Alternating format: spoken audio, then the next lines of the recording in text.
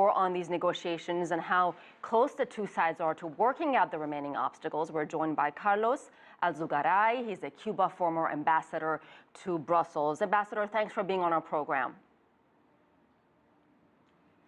Thank you for having me. So can you tell us, in your opinion, how close are Washington and Havana in establishing these embassies? I would assess that we are very, very close.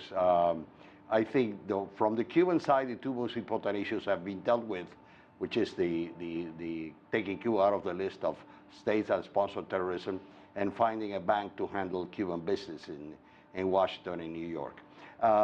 The American position is kind of very broad. They want more movement, but in fact, the restriction of movement of diplomats from both capitals was started by the United States. So it's up to the United States to start lifting that.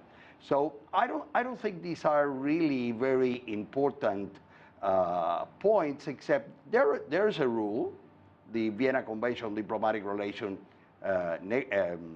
regulates perfectly well what a diplomat can do and what a diplomat cannot do. Both sides said that they abide by those rules. Cuba has insisted that the rules have to be abided by. What Cuba says is American diplomats can no longer do what they have been doing. In the example that your correspondent put, the training of journalists in embassy premises or in the houses of diplomats, that's not a very friendly thing because you are violating the rules of the country. There is a faculty of journalism and communications at the University of Havana. There's where people train. They want to help.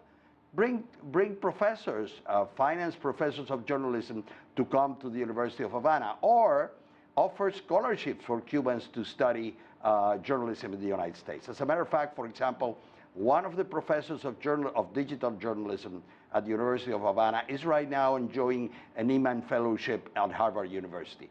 So it makes no sense that they say these journalists are independent. Come on, these journalists are trained by the U.S. and then paid by the U.S. Are they independent? Is that independence? Of course not. Ambassador, you are in Havana. You clearly know the culture, the people very well.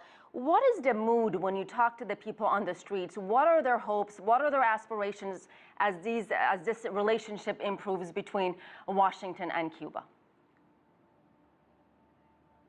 It is a mixture. On the one hand, we are happy what we have seen. We have seen the President of the United States meeting the President of Cuba and treating him with respect. That is very important for Cubans because what Cubans have always felt is that the United States government doesn't treat Cubans with respect.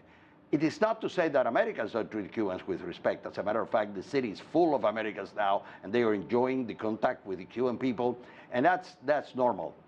So what we're seeing is, on the one hand, the hope and the expectation that things will get better. But on the other hand, there is a certain, let's say, apprehension. Will the United States behave towards Cuba now with an embassy as they behaved in the past? Remember, in the old days, there was even an American ambassador who said in Congress that the American ambassador in Cuba was, if not the first most important person in the country, the second most important person in the country.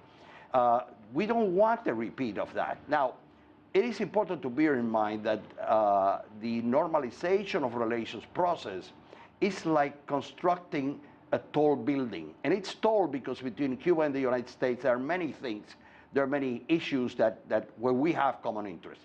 But that building must be built on ground that has been mistreated and damaged by the conflict and by the U.S. attempting to change the Cuban government by coercive measures. So the result is that if you want to lay the groundwork for a better relationship, you have to build in good, strong foundations.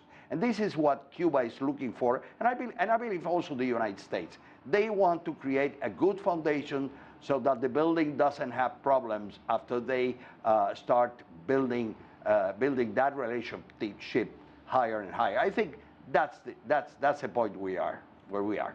So a year from now, will there be embassies in Havana and Washington? Oh, yes.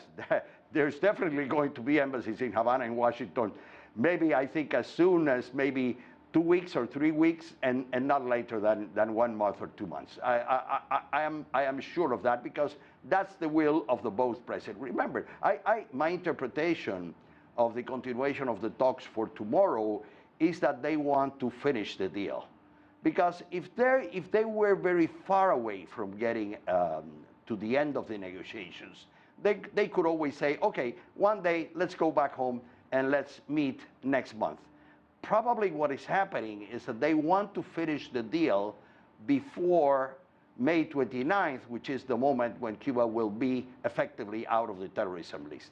The Cuban government has made it very clear that even though that is not a condition, it will create the favorable context for going ahead. I think conditions, once the bank have been found to deal with Cuba, once Cuba is out of the terrorism list, the two main obstacles are out of the way. The issue of connection, contact, the rules are there. The Vienna Convention, you have to accept the Vienna Convention because both countries have signed it. All right, we'll leave it at that. Ambassador Carlos Alzugaray joining us from Havana. Thank you, sir.